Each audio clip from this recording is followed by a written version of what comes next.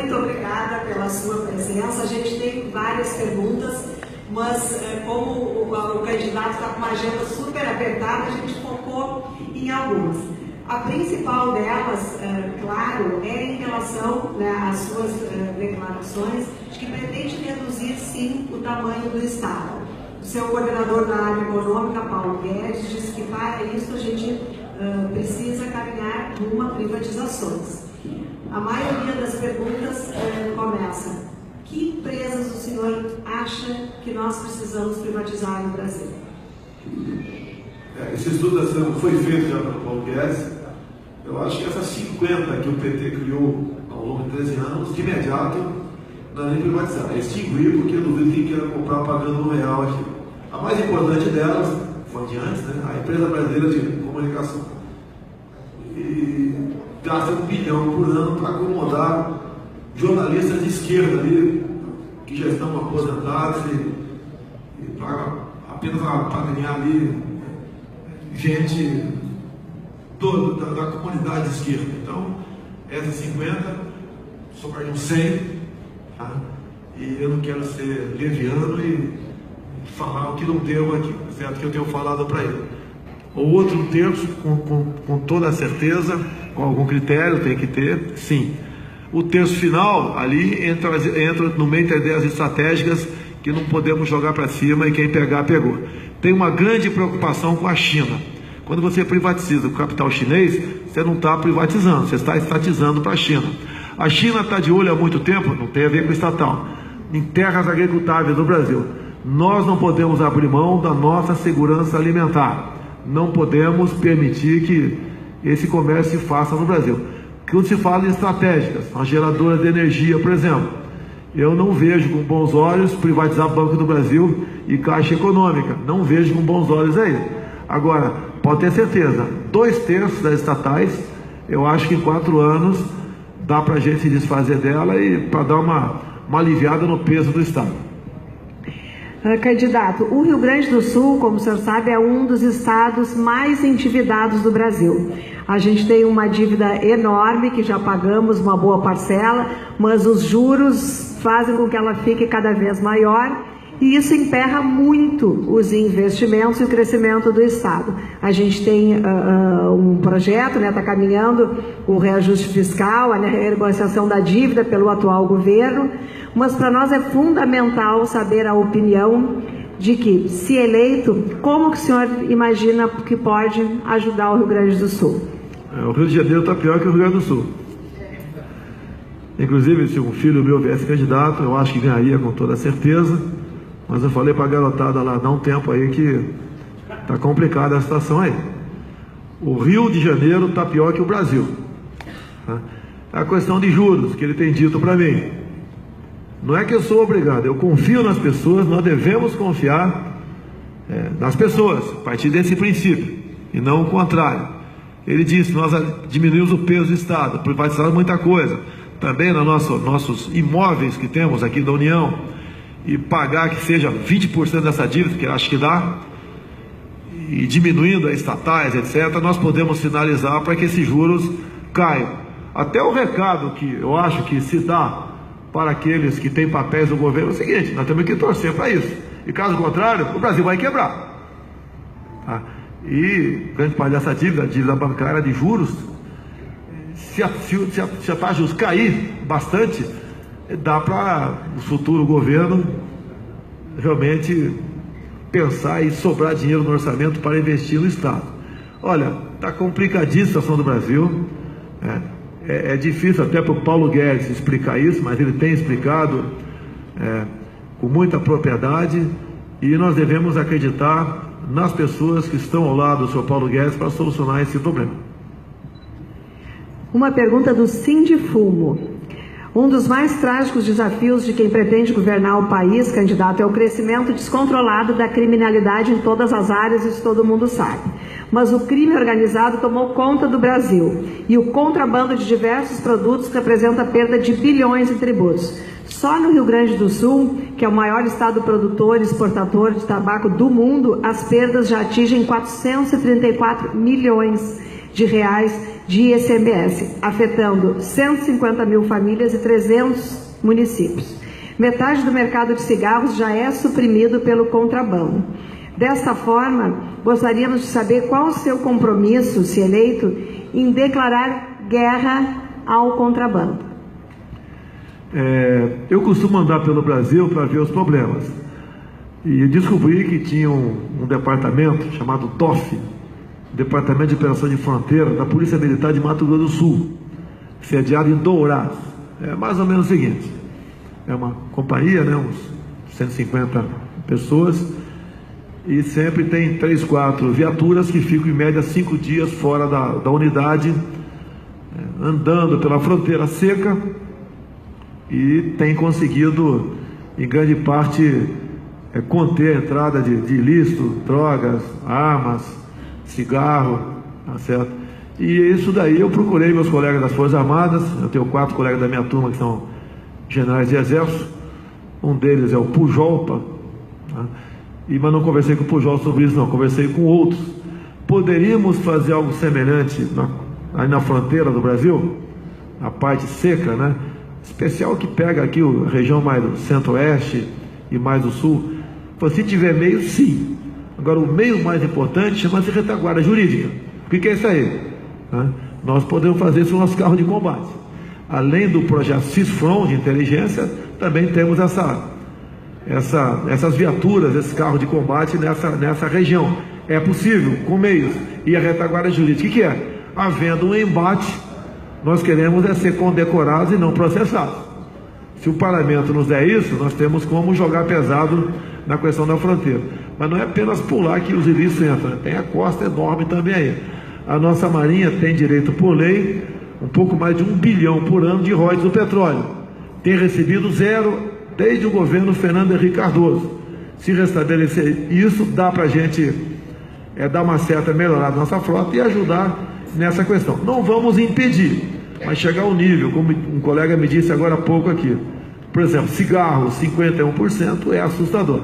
Então dá para a gente trabalhar nessa área dessa forma. Não existe outra. E tem a ver com a segurança jurídica.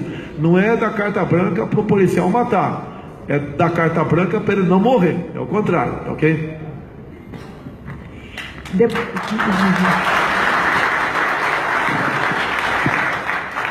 Tem algumas pessoas da imprensa apavoradas aí, dado o que eu falei ontem lá no Globo, né? Que violência se combate com energia, com inteligência, e se for o caso, com mais violência ainda. Eles estão apavorados. Se o outro lado, o lado está fora da lei, tem um potencial de fogo, nós temos que ter no mínimo o dobro de potencial de fogo para o lado de cá, tá ok?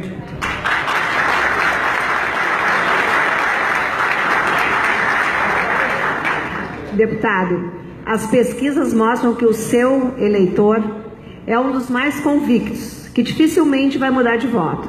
Então o senhor praticamente está garantido no segundo turno.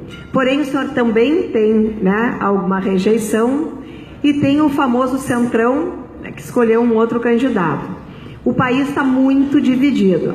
A nossa pergunta é: como que o senhor pretende no segundo turno unir eleitores que hoje não são Bolsonaro para garantir que o senhor alcance a presidência da República? Não vou ser o Jairzinho Paz e Amor.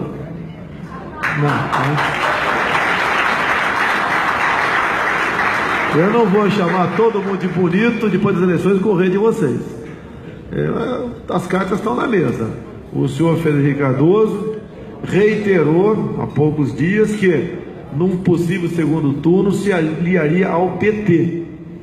Ok? A palavra dele é uma pessoa que é ouvida lá dentro do PSDB. O que eu preciso dos senhores é desfazer rótulo. Por que eu não gosto de mulher? Só se eu fosse gay, né?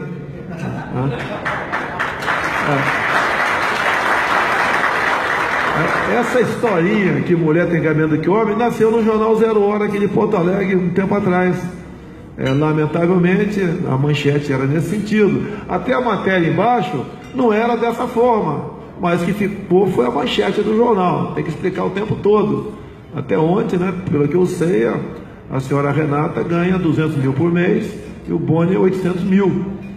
Então, já que eles me perguntaram, eu poderia começar a resolver aquele assunto. Quem sabe cada um ganha quentinho por mês. Okay? Agora, a iniciativa privada não pode ter ingerência do Estado. Seria a mesma coisa que a gente falar que no Internacional ou no Grêmio, todos os jogadores tinham que ganhar o mesmo salário. Então aqueles que se empenham mais, não deixar de se empenhar.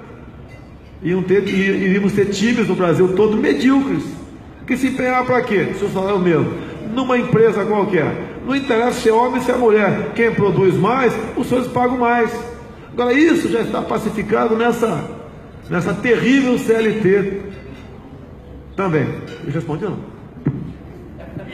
Respondeu. Outra questão que apareceu em várias perguntas em relação à educação.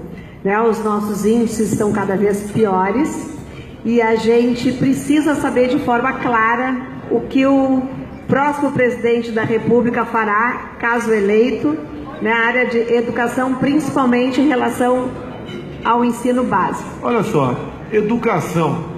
Eu estou com 63 anos, estou vendo algumas pessoas de cabeça branca aqui. A educação nos tempos era diferente. Não é um novo plano a partir de agora. Nós temos que desfazer muita coisa. Quando eu tive com o Onix lá na Ásia, nós fomos em escolas. Ver como é que é a garotada lá, a passagem rápida, a gente vê o semblante da molecada, vê os meios que eles têm para estudar, tá? O semblante dos professores, apesar de ter todo mundo olhinho puxado, a gente vê que eles estavam felizes, né? E nós temos que buscar isso aqui, restabelecer a autoridade da professora em sala de aula.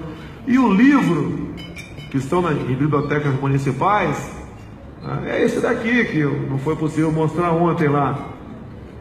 Agora, isso daqui, está o MEC agora, de novo, a mesma historinha lá atrás, dizendo que eu estou mentindo.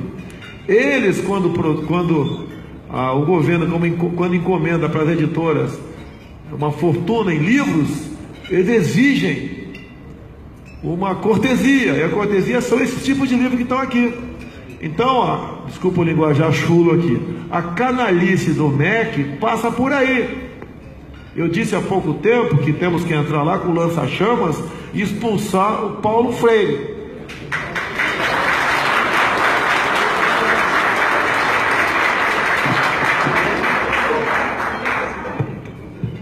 Então, olha só, deixa eu te usando aqui. Então, você pode ver, não é isso aqui, não é uma exceção. Quando descobriu o kit gay em 2010, nada contra o homossexual, todos nós temos parentes, alguns parentes, ou pelos amigos tem, vai ser feliz, tá? Um dos livros era esse aqui, que não foi possível mostrar ontem, que acredito que ontem nós temos ultrapassado a 10 milhões de pessoas assistindo esse aqui. Tá aqui, ó, já que não tem criança aqui, né? Ontem eu pedi para tirar crianças da sala. Isso aqui não é exceção, é regra. Enfie o dedo no buraco do outro lado da folha para fazer o pinto do homem.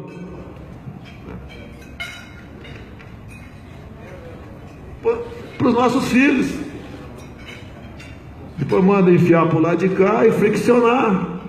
E o livro, pelas figuras, é para criança. O tal do combate à homofobia, né? Aqueles documentos que eu descobri em Brasília em 2010, era para criancinha a partir dessa idade. Ensinar sexo homo e hétero para criancinha. É escancarar as portas para pedofilia. O que a gente pode esperar do futuro da nossa garotada estudando nesses livros? Eu até exagerei em algum momento. Daqui a pouco vai estar o papai e mamãe descobrindo uma DST na filha de 9 anos de idade. Hoje em dia ainda, se alguém tenta acariciar uma criança em sala de aula ou fora da sala de aula, ela conta para o papai e para a mamãe. A partir do momento que essa carga chega em cima dela, isso é normal, ela não conta mais. E diz aí o Paulo Freire que a criança, que nesse caso, né, o sexo é uma construção, e construção social, não existe nada disso. Começar a desfazer tudo isso aí. As provas dos PISA, vocês conhecem? Né? 70% da garotada não sabe uma regra de 3 simples. Quem dirá uma regra de 3 composta? Não sabe nem a tabuada, não sabe interpretar um texto. Ciência é uma desgraça. E o objetivo da educação é, na ponta da linha, formar um bom empregado, um bom patrão, um bom liberal. Hoje estamos formando o quê? Militantes políticos. São pessoas da educação. Não é fácil, porque o aparelhamento das instituições se faz presente e no MEC não é diferente. Existe hoje em dia aproximadamente 2.000 escolas no Sem Terrinha, onde se canta a Internacional Socialista, onde se prega que o socialismo é o paraíso, o capitalismo é o inferno. Temos que começar a desfazer tudo isso aí para sonharmos com uma educação melhor, que não vai ser em 4 anos não. A gente vai pelo menos achar o ponto de inflexão para isso daí. Candidato, a imagem do Brasil vem sendo cada vez mais desgastada no exterior. E nós, ao contrário da China, por exemplo, que o senhor citou, temos investido pouco em promoção internacional. A China, só em São Paulo, tem um prédio inteiro com representações comerciais. De que forma o senhor pretende tentar reconstruir uma imagem positiva do Brasil no exterior e atrair, obviamente, mais investidores para os países? Tem que ser pelo exemplo, a começar por isso. E depois investir em ciência e tecnologia. Não basta fazermos campanha, né, para nós aqui e continuamos exportando basicamente commodities. Quando eu estive na Mackenzie em São Paulo, tem gente que me ridiculariza, né? Eu fui lá ver as maravilhas do grafeno, que se apresentou ao mundo agora, recentemente, em 2004. Inclusive, tinha uma comitiva do Exército Brasileiro lá, que estudam do grafeno, logicamente, materiais bélicos, entre eles roupas à prova de bala. Esse paletó aqui de grafeno poderia ser o paletó à prova de bala. Blindagem de viaturas a um peso infinitamente menor que a atual blindagem aqui. Nós temos uma capacidade melhor de absorver impactos. Imagine os carros blindados com grafeno. Em vez de pesar 200 quilos, pesariam 20 e poucos quilos. Agora, entre outras coisas lá, eles dizem que ao longo dos próximos 10 anos, mais de $1 trilhão farão presente nas economias do mundo. E nós estamos deixando para trás isso, que o governo, tá, não concede bolsas para nenhum pesquisador nosso ir para lá. E a grande revolução que nós estamos na iminência de ocorrer, não vai demorar, seria, segundo eles, a super bateria de grafeno, que ela poderia em poucos segundos ser recarregada. Ou seja, enquanto se toma um café num posto de combustível, na volta o teu carro teria uma autonomia para mais de 700 quilômetros. Agora, uma realidade, eu teria dezenas para falar aqui. Uma menina recém-formada pelo Instituto Militar de Engenharia do nosso Exército conseguiu tirar da prancheta uma tela de grafeno, que é o único material que é biplano. E o que faz essa tela? Dessanaliza a água do mar. Para onde foi essa menina? Foi para a Inglaterra. Nós temos que ter meio de manter essas pessoas aqui. Nós começamos a agregar valor àquilo que nós produzimos. O país que mais fatura com café no mundo não planta um pé de café. Por que o Brasil não pode ser diferente do que é no momento? Tecnologia é uma coisa que não se passa para terceiros, certo? E quando se passa, já está obsoleta. Nós temos que ter o nosso, não digo o Vale do Silício, mas o nosso Vale do Grafeno aqui no Brasil. Para encerrar, deputado, 2 coisas. Primeiro, muita gente perguntou quem lhe inspira na política brasileira. Essa é uma pergunta. Minha filha Laura, de 7 anos de idade. Por que isso? Porque eu não quero deixar para ela o Brasil do momento. Ok? Eu não quero que ela saia do Brasil. Eu não quero que ela sofra violência e seja cobertada por canalhas defensores de direitos humanos. Eu quero que ela tenha liberdade nessa terra maravilhosa que nós temos aqui. Eu quero que ela seja uma cidadã e faço isso por ela. E nós, tenho certeza, quem é pai, quem é mãe, A nossa grande preocupação é com quem nós, com a graça de Deus, botamos no mundo. Vamos pensar nessas crianças de verdade, nossos filhos e netos, que nós faremos um Brasil diferente. Não precisamos de um governo que tenha qualquer plano para impor mais sacrifício, que ninguém aguenta mais sacrifício aqui.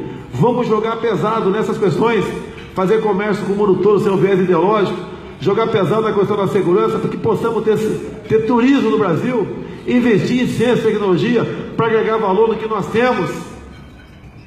Vamos unir o povo brasileiro sem essa frescura pregada pelo PT de gay, hétero, nordestino e sulista, pai e filho.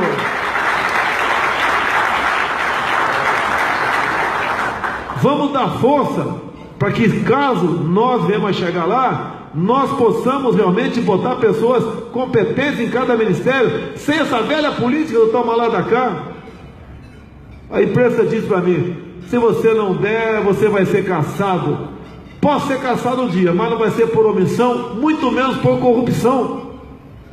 Nós temos como mudar o destino do Brasil. Nós somos a maioria, nós somos os verdadeiros trabalhadores, somos conservadores, respeitamos a família, respeitamos crianças em sala de aula, ao contrário deles. O mundo todo está de olho em nós. Nós temos o que o mundo não tem. Vamos fundir os ministérios da Agricultura e Meio Ambiente, porque eu não quero mais ONG internacionais dentro do Ministério do Meio Ambiente atrapalhando vocês.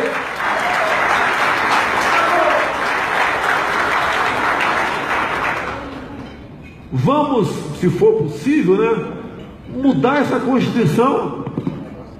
Quem sabe uma nova Constituinte, se não tiver meios de trabalhar com essa que está aí. Nós não queremos fazer nada diferente do que está na lei.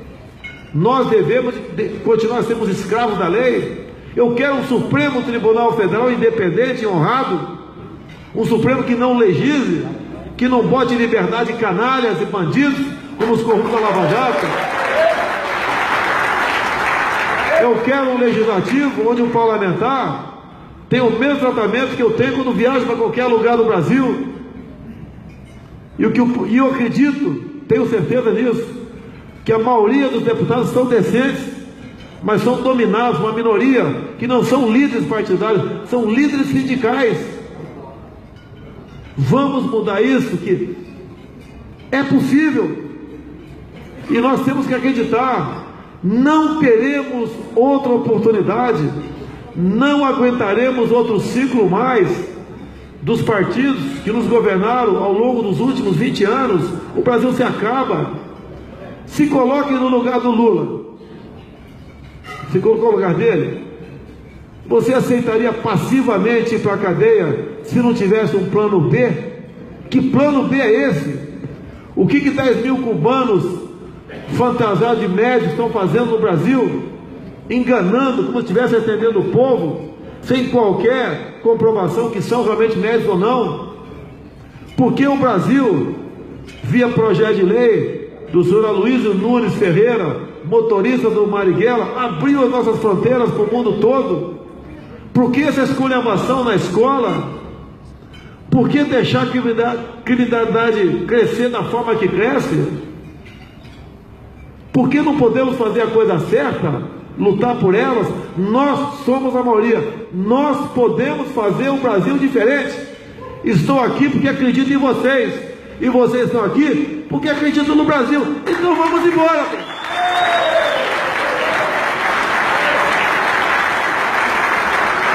E para que não haja dúvida, a conheci há algum tempo, fui contemporâneo na Academia Militar das Agulhas Negras do General Mourão. Quantos falaram para mim: para ganhar a eleição, bota uma mulher, bota um nordestino, bota um afrodescendente, bota um marciano. Não, tem que botar um cara ao meu lado, tá? Que são competentes, como os outros, mas que tem autoridade, que transmita confiança. Alguém que tem um coração verde e amarelo. Alguém que possa realmente segurar o tranco do que vai acontecer o ano que vem, caso venhamos chegar. Que nós não governaremos o país sem as Forças Armadas do nosso lado, pela manutenção da lei e da ordem.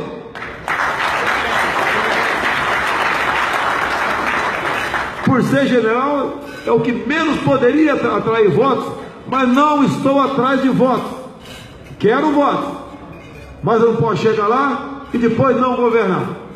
A ideia é chegar e governar sendo escravo das leis e, se preciso for, empregar as Forças Armadas com retaguarda jurídica para que nós possamos viver em paz e sonharmos com a nossa merecida felicidade. Obrigada.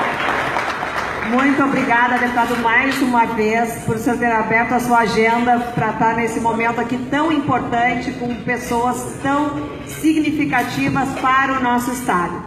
Queremos, desde já, lhe convidar para, eleito, voltar ao Brasil de Ideias, porque o Rio Grande do Sul precisa, sim, que o próximo presidente da República esteja comprometido conosco, então quero deixar esse convite.